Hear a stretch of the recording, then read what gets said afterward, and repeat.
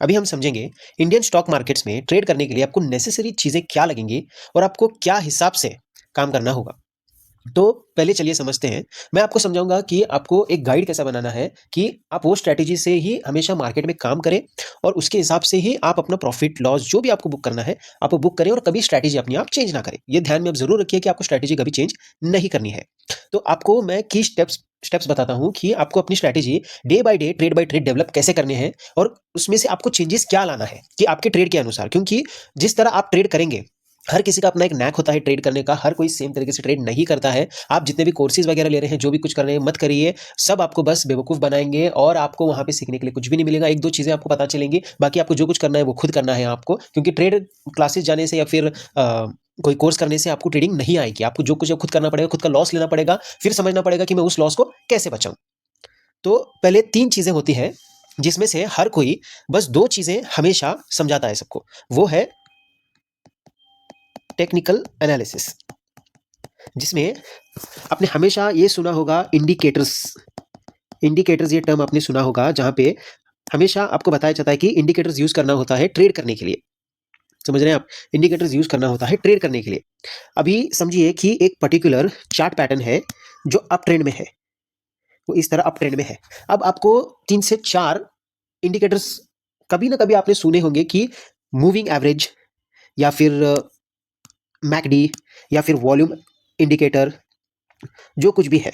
अब यहाँ पे मैं आपको बताता हूँ कि 3-4 तरीके के जो इंडिकेटर्स है कि वो काम करते कैसे हैं। अब मूविंग एवरेज आप ले लीजिए, उसमें से आपको 7 से 21 दिन या फिर आपको 14 डेज से लेके 50 डेज का, आपको जो भी टाइम फ्रेम के हिसाब से मतलब डेज का एवरेज चाहिए वो आपको बताएगा। अब समझिए ये एक चार्ट है। अब आपको एक फ्रेम आपने सेट कर दिया है 7 दिन के एवरेज के लिए, तो वो आपको 7 दिन का एवरेज बताएगा। सपोज वो ऐसे ऐसे जा रहा है, वो समझिए आपको 7 दिन का एवरेज बता रहा है आपको। अब आप समझिए कि कोई मतलब एक आपने 21 डेज का एवरेज ले लिया, तो 21 डेज का एवरेज आपको इस कदर कुछ बताएगा कि ये लास्ट 21 डेज में ये पर्टिकुलर चार्ट जो है, ये पर्टिकुलर चार्ट इस तरह घुमा है और लास्ट 7 डेज में कुछ इस तरह घुमा है, जहाँ पे ये पर्पल लाइन है, येलो लाइन है, और एट प्रेजेंट अभी ग्रीन लाइन जो चल रही है वो उसका एट प्रेजेंट लाइन जो चल रही है। तो ये है कुछ इंडिकेटर, जैसे कि लाइक मूविंग एवरेज। और कुछ उसमें ये होते हैं कि सपोज वॉल्यूम इंडिकेटर्स। अभी वॉल्यूम इंडिकेटर्स कैसे, जब मार्केट चल रहा होगा वो आपको ऐसे इंडिकेटर्स बताएंगे, और कभी मार्केट गिर, ये इंडिकेटर का मतलब क्या होता है कि वॉल्यूम की कितने क्वांटिटी, कितने शेयर्स वो पर्टिकुलर स्पाइक के टाइम पे ट्रेड हुए होंगे, 100 मिलियन, 200 मिलियन या 1 करोड़, कितने भी। तो ये आपको इसमें पता चलेगा, ये वाले में। अब आपको अगर कोई और इंडिकेटर है तो इंडिकेटर्स के बारे में हम नया वीडियो बनाएंगे जहां पे हम आपको क्लियरली समझेंगे। अभी तो आप समझिए कि आपको स्ट्रैटेजी कैसे लगानी है और एनालिसिस किस किस तरह के होते हैं। फिर उसके बाद आता है फंडामेंटल एनालिसिस, जहां पे बहुत से लोग ये समझते हैं कि इन सब चीज़ों को रट्टा मारना होता है, बहुत ज़्यादा समझना होता है, और लाइक हर एक कंपनी की एक बड़ी सी किताब खोल के बैठना होता है। तो बहुत सारे लोग ऐसा समझते हैं इस चीज़ के बारे में। तो मैं आपको बताता हूँ कि फंडामेंटल एनालिसिस ट्रेडिंग के लिए उतना ज़रूरी नहीं है। तो हम क्या करेंगे, जब हम इन्वेस्टमेंट्स के लिए इस पर्टिकुलर टॉपिक को छेड़ेंगे तब मैं आपको बताऊंगा कि फंडामेंटल एनालिसिस वो भी करते कैसे हैं और उसका तरीका क्या होता है। अभी तो बस आप ये समझिए कि आपको ट्रेडिंग पे ध्यान देना है, जिसमें आपको टेक्निकल एनालिसिस बहुत इंपॉर्टेंट है। फंडामेंटल एनालिसिस में आपको बस कंपनी के बारे में कंपनी के बारे में आपको उसके मैनेजमेंट, फिर उसके रिपोर्ट्स, उसके प्रोडक्ट्स, और वो कंपनी किस सेक्टर में है और उसमें उसका वो किस पोजीशन पे है, लाइक प्राइम पोजीशन पे है या फिर थोड़ा नीचे है या फिर अभी ग्रो कर रही है या नई कंपनी बनी है, उस पर मैटर करेगा। बस आपको ट्रेडिंग के लिए इतना ध्यान रखना है कि आप जो कंपनी में पैसा आपको ना लगा रहे हैं कि उसकी फिलहाल पोजीशन क्या है। फिर उसके बाद सेंटिमेंट एनालिसिस जो है ये बहुत इंपॉर्टेंट पार्ट है। ये आप समझ सकते हैं कि this is the most important part trading के लिए, जहां पे अभी समझिए कि एक पर्टिकुलर चार्ट है, वो स्लोली मूव हो रहा है। अब लोग क्या करेंगे कि इस स्लोली अप ट्रेंड में जा रहा है, तो अपने जो भी इंडिकेटर्स है ये वाले, फिर ये वाले ब्रेकआउट वाले, फिर ये वाले सब लगाना शुरू कर देंगे वो। फिर अब उनके हिसाब से यहाँ पे आने के बाद मार्केट ऐसा जाना चाहिए, क्योंकि इंडिकेटर्स का मैं आपको बहुत ही इंपॉर्टेंट एस्पेक्ट एक बताता हूँ, उसके बाद हम उसके बारे में भी वीडियो बनाएंगे और समझेंगे उसको पूरी तरह। इंडिकेटर्स किस तरह चलते हैं? इंडिकेटर्स अपने आप नहीं चलते हैं, 100 लोग मिलकर एक काम करेंगे तब उसका आउटकम उन 100 लोगों के हिसाब से आएगा। मतलब समझिए कि एक चार्ट पैटर्न मैं आपको समझाता हूँ, हेड एंड शोल्डर्स। ये शोल्डर्स है, ये हेड है। अब हेड एंड शोल्डर्स बुलिश की तरफ आप देख रहे हैं, वो नीचे जाने वाला है, अभी यहाँ पे आ चुका है यहाँ तक। अब लग रहा है हमको कि वो यहाँ से ब्रेकआउट करेगा नीचे जाने के लिए। कहाँ से? यहाँ से। तो हम क्या करेंगे, यहाँ से इस चार्ट को देखेंगे, फिर हम एक एनालिसिस लगाएंगे अपने कि ये यहाँ से ऐसे नीचे जाएगा। कहाँ जाएगा? नीचे जाएगा, इस तरह नीचे जाएगा। तो अब मैं और आप जैसे 100 और 1000 लोग जब बैठे होंगे कि यहाँ पे ब्रेकआउट होने के बाद वो नीचे जाएगा, हम क्या करेंगे, सेल करेंगे। तो सबके सेंटीमेंट्स के हिसाब से, सबके ट्रेडिंग एस्पेक्ट के हिसाब से वो नीचे जाएगा, क्योंकि वहां पे उसको मूवमेंट आ रहा है, वॉल्यूम बढ़ रहा है सेलिंग के लिए, शॉर्टिंग के लिए।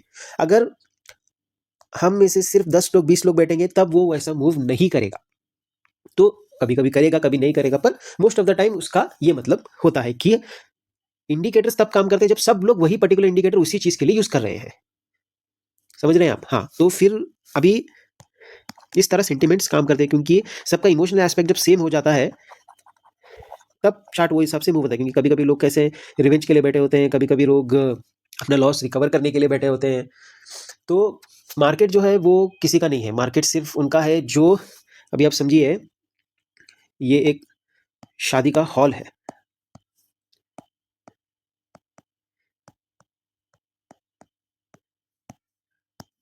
ये एक शादी का हॉल है और यहाँ पे लोग शादी के लिए आ रहे हैं। अब आप शादी के हॉल में जाएंगे, दूल्हा दुल्हन से मिलेंगे, फिर वहां से जाएंगे, खाना खाएंगे, अपना जितना कुछ हो करके आप जाएंगे निकल, बराबर। अब जितना काम था आप आए निकले। ये 1000 लोग जो सब कुछ थे, उनमें से अब सब 1000 लोगों के लिए रुके नहीं, अपना अपना अपने आप ने मिला, खाना खाया, आप निकल गए। अब आप इन सब लोगों के लिए, इनसे मिलने के लिए, दूल्हा दुल्हन को मिलने के लिए वेट करेंगे। अब आप शादी के हॉल में घुस चुके हैं, आपने ट्रेड ले लिया है। अब आप रुक रहे हैं कि आपका टारगेट जो आपने सोचा है वो हिट हो। अब वो कब हिट होगा? अगर सब लोग वही काम करेंगे तो हिट होगा, बराबर है। अब ये सब लोग, थोड़े लोग यहाँ पे हैं, थोड़े लोग यहाँ पे, थोड़े थोड़े लोग मिल रहे हैं। अब आपने क्या करना है, आप जैसे ही एंट्री ले लिया आपने, आपने अपने टारगेट की तरफ जाना है। आपने अपने टारगेट को अगर अचीव कर लिया तो वेल एंड गुड। अगर आपने अपने टारगेट को अचीव नहीं किया, यहाँ पे बहुत लोग हैं, बहुत भत्तर मच रही है, तो आपको क्या करना है, अपना टारगेट चेंज करना है। खाना खा लेते हैं पहले, क्योंकि सब लोग नहीं खाएंगे, सब लोग थोड़े यहाँ है, थोड़े यहाँ है, थोड़े यहाँ। अब आप अगर वेट करेंगे कि सब लोगों के साथ मिलकर खाना है तो आपको आखिर तक रुकना पड़ेगा। दूल्हा दुल्हन के साथ बैठकर खाना है तो आपको आखिर तक, अगर ये टारगेट तक जाना है तो आपको आखिर तक रुकना पड़ेगा। आखिर तक आप रुकेंगे तो आपको खाना, टारगेट तो मिलेगा, हो भी सकता है कि आपको टारगेट ना भी मिले। तो फिर आपको क्या करना है, आपको ट्रेड लेना है, अपने टारगेट की तरफ जाना है। अगर आप टारगेट की तरफ जाकर जाकर आप नहीं पहुंच पा रहे, आपको टारगेट चेंज करना है, आपको खा लेना है। आपको फिर एक बार अगर ट्राई करना है तो अगर जा रहे हो यहाँ पे आपको स्टॉप लॉस लगा देना है।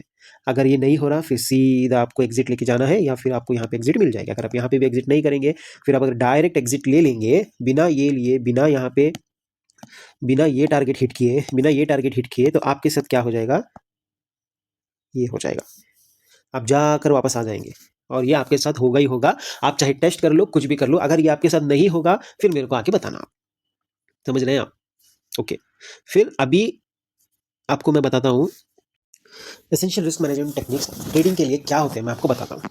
आपको पहले स्टॉप लॉस क्या होता है ये समझना पड़ेगा, क्योंकि बिना ये समझे आप ट्रेडिंग में ज़्यादा कुछ नहीं कर पाएंगे। क्योंकि आप अगर स्टॉप लॉस नहीं लगाएंगे तो आपको बहुत लॉसेस हो सकते हैं, जिसके वजह से आप ज़्यादा टाइम तक ट्रेडिंग के लिए टिक नहीं पाएंगे। और आपको ये एक गलत चीज़ लगने लगी, क्योंकि यहाँ पे पैसा डालते हैं तो जाता है।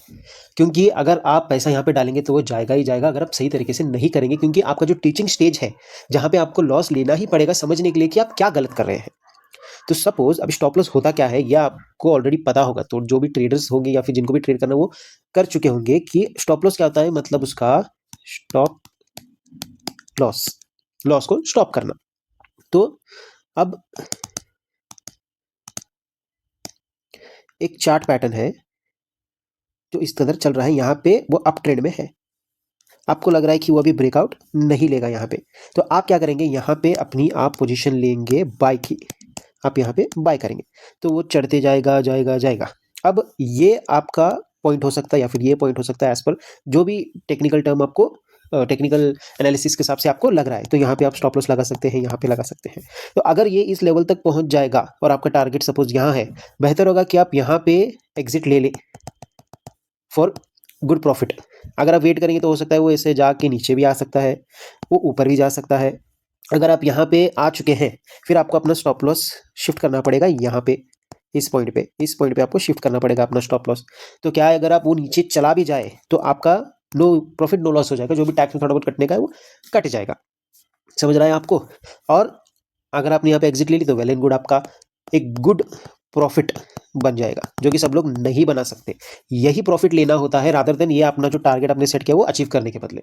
आपको यही अगर प्रॉफिट मिल गया तो you are a very good stable trader. अभी पोजीशन साइजनिंग समझते हैं कि वो क्या होता है, मैं आपको बताता हूँ। मान लीजिए कंपनी ले लीजिए आप ABC और एक XYZ। ABC एक बहुत स्टेबल कंपनी है और XYZ एक बहुत ही स्टार्टअप समझ लीजिए आप, स्टार्टअप है, जो दोनों भी मार्केट में ट्रेड कर रहे हैं, स्टॉक मार्केट में। अब आपको अगर ABC में इन्वेस्ट करना है तो मैंने आपको जो टर्म्स बताए थे, पर्टिकुलर बिजनेस रन कौन कर रहा है, मैनेजमेंट, उसका कल्चर्स वगैरह सब आप समझ के आप उसमें इन्वेस्ट करेंगे। और आपको देख के अपनी पोजीशन बनानी कि आपको उसमें 20,000 शेयर्स खरीदने हैं, 10,000 खरीदने हैं या कितने खरीदने हैं, आपके फंडामेंटल एनालिसिस के हिसाब से, क्योंकि ये ज़्यादातर आपको इन्वेस्टमेंट में काम आएगा। क्योंकि ट्रेडिंग में आप अगर ज़्यादा क्वांटिटी डालेंगे तो वो आपके लिए बहुत बड़ा रिस्क बन जाता है, क्योंकि विद इन अ मिनट और 2 आपको एग्जिट लेना पड़ेगा अगर आप इतनी बड़ी पोजीशन से बैठेंगे। क्योंकि वेट करना हो, अगर आपके पास बैकअप है पैसों का अच्छा खासा, जो आप रिस्क कर सकते हैं, 5 लाख मैं ऐसे उड़ा दूं, तो आप होल्ड कर सकते हैं। अगर आप नहीं है आपके पास बैकअप, देन एसएपी आपको एग्जिट लेनी पड़ेगी as soon as possible. Example अभी XYZ का मैं आपको देता हूं।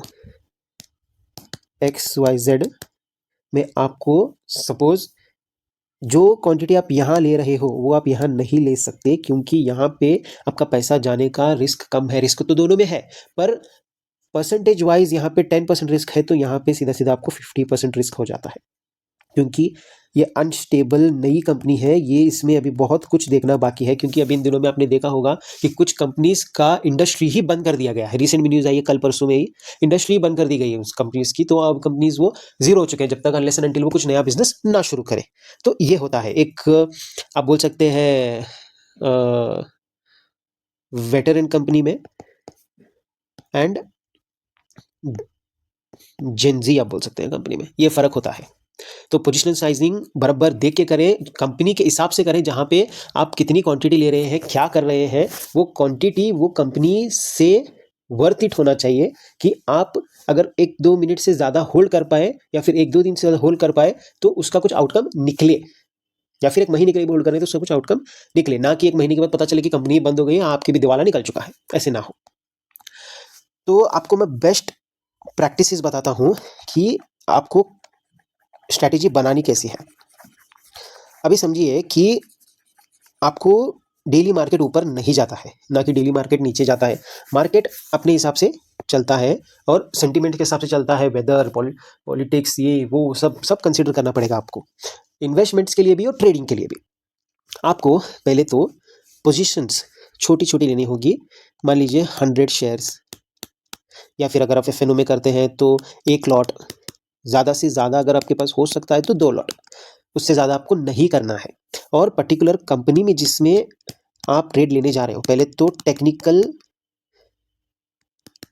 एनालिसिस उसके बराबर से देख लेना, जो भी आप इंडिकेटर्स यूज़ करते हैं कि वो चार्ट पर्टिकुलरली कैसे परफॉर्म करना है। फिर उसके बाद चेक करना आप कि इसकी कुछ मार्केट में न्यूज़ तो नहीं चल रही है, क्योंकि जो स्टॉक्स की मार्केट में न्यूज़ चल रही होती है वो पर्टिकुलर स्टॉक सबके नज़र में होता है, उसमें वोलेटिलिटी बहुत होती है।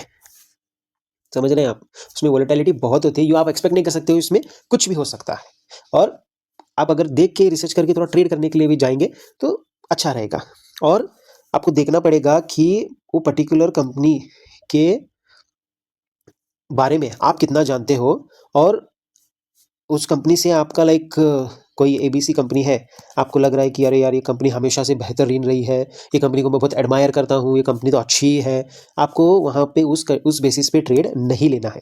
ना कि आपको इस बेसिस पे ट्रेड लेना है कि ये कंपनी ऐसी है वैसी है, मैं इस कंपनी को गिराना चाहता हूँ, क्योंकि आपके हाथ से होगा नहीं, आपके औकात के बाहर है। ये खेल जो है वो कुछ अलग होता है, वो आपको उसमें जाने की ज़रूरत नहीं है, और आपको छोटे से शुरू करना है, आपको बड़ा बनना है तो। क्योंकि आप जब करेंगे आपको पता चलेगा कि आप कर क्या रहे हो, आपको करना क्या है और किस तरह से करना है।